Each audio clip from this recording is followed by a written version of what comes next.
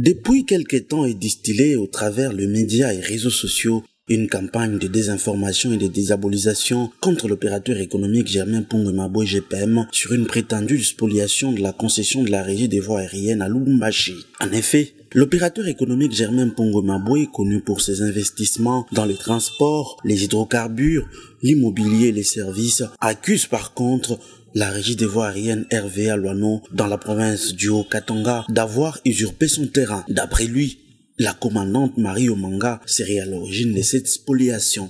Pour la petite histoire, Germain Maboué a acheté en bonne et due forme un terrain en 2010. Alors qu'il devrait entreprendre les travaux de construction, il a fait face à de multiples obstacles allant de la destruction méchante de ses biens à des interventions policières, alors qu'en parallèle, des constructions sont perceptibles par la commandante et s'est protégée. La concession des GPM, se trouvant en dehors de la clôture de la RVA qui est en pleine érection, n'est donc pas concernée par la spoliation, comme l'explique maître Justin Toumba, avocat conseil de Germain Maboué.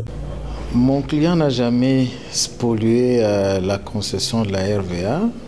Il a plutôt acheté des parcelles sur un terrain loti régulièrement par les services des cadastres sur demande des agents de la RVA.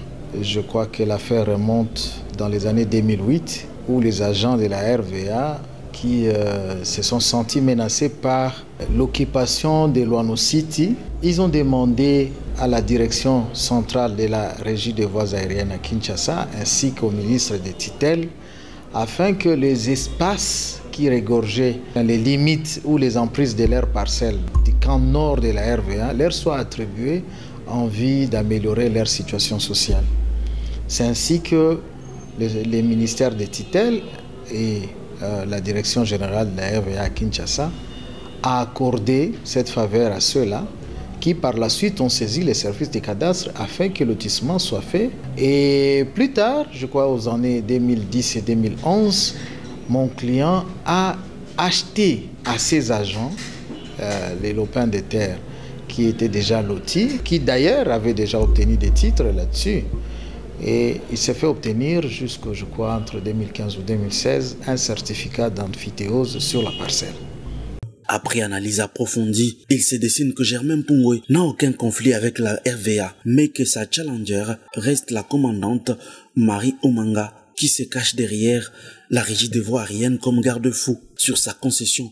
Germain Maboué reproche à la RVA Loano via sa commandante Marie Omanga des corruptions, des distributions illégales de parcelles à certaines autorités politiques et militaires en usant de la manipulation pour recevoir protection. Tout porte à croire que cet acharnement est fait dans une tentative de dépossession de la propriété de Germain Maboué au motif que la commandante aurait reçu une somme importante d'un sujet libanais pour vendre la partie restante de la concession GPM. La récente visite du ministre national de l'urbanisme et de l'habitat sur les lieux en dit long et s'est soldée par l'interpellation de Marie Omanga, donnant ainsi raison au vrai propriétaire qui est GPM. Cependant, des manœuvres dilatoires persistent pour saboter ces décisions et plusieurs personnes qui se déclarent fortes sont impliquées. Visiblement, ce dossier met en lumière un conflit foncier complexe aux implications profondes. Germain Maboué demande à la justice de faire toute la lumière sur cette affaire et qu'il soit rétabli